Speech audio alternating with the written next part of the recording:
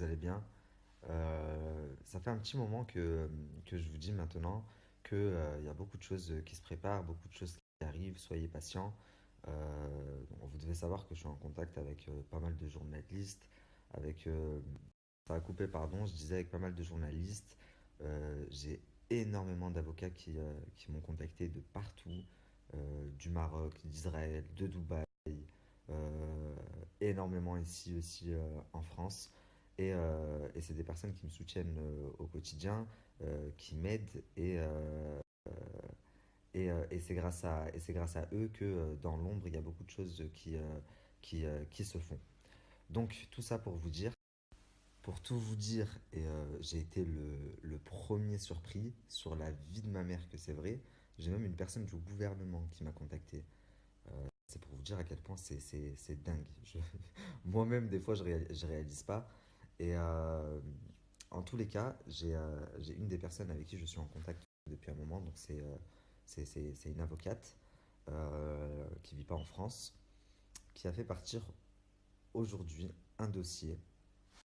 Donc, en fait, pour bien vous expliquer, euh, c'est une avocate qui vit en Israël et qui est en contact avec un autre avocat sur Dubaï, qui ont tous les deux monté un dossier, pas en leur qualité d'avocat, mais en leur nom propre.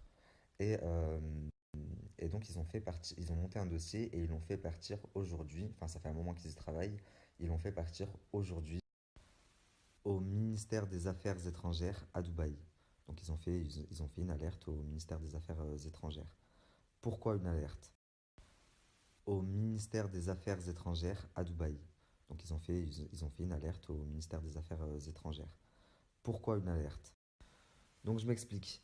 Il y a des lois à suivre à Dubaï, comme de partout, ce qui est normal.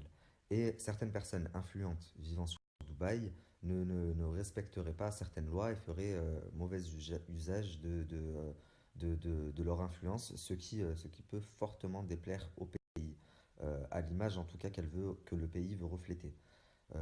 À savoir, donc l'avocate me disait, donc notamment une personne influente qui mettrait ses enfants nus sur les réseaux sociaux ou qui lui jetterait des billets dessus.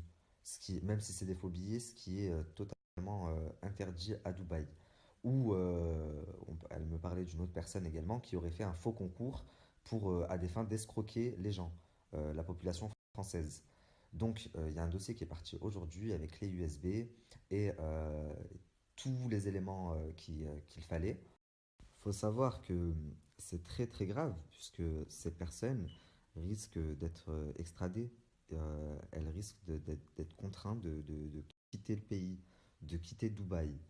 Et s'il s'avère que les avocats ont bien fait leur travail, et ben si demain ces personnes-là sont dans l'obligation de quitter Dubaï, ils seraient obligés de repartir sans rien.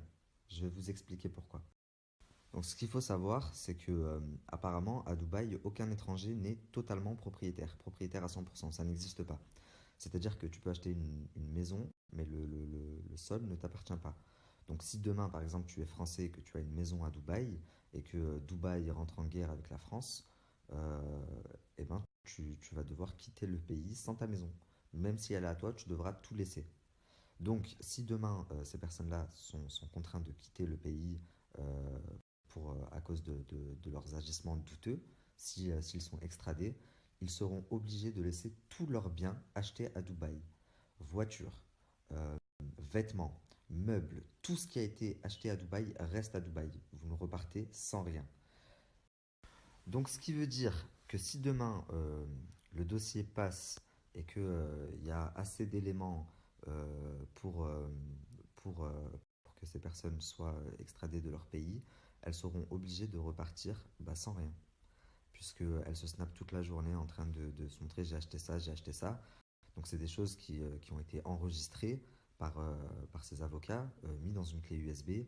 Tout a été envoyé. Si demain ils sont virés du pays, ils partent sans leur maison, sans leurs meubles, sans leur voiture, même les vêtements achetés là-bas, ils ne les prendront pas.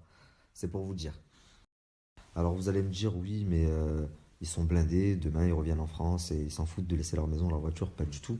Je sais pas si vous vous imaginez, ça ferait chier n'importe qui, mais au- à un moment, c'est le juste retour du bâton.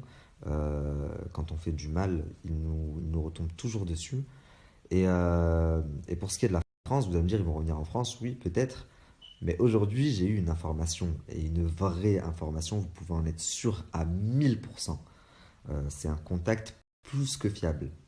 Un certain Marc Océane Blata est recherché par le fisc en France. Et oui, oui, oui. C'est-à-dire qu'il peut venir passer quelques jours en France. C'est pas grave au point qu'il est recherché, que... Mais venir s'installer en France, ça va être une autre histoire pour lui. Donc voilà, je vous tiendrai très prochainement informé de la situation et de la suite. En tout cas, je leur souhaite de profiter un maximum du temps qu'il leur reste ou pas à Dubaï. Donc sachant qu'il y a eu énormément de plaintes déposées à leur encontre, là, toute la clique, ces derniers temps, enfin cette dernière année, ça ne joue vraiment pas en leur faveur. Donc, euh, donc voilà, moi je vous ai dit que je vous tenais informé de tout. Simplement, il y a des choses que je ne peux pas vous dire avant que ce soit fait. Là, en l'occurrence, c'est parti, donc on m'a dit tu peux en parler. Donc, donc je vous en parle.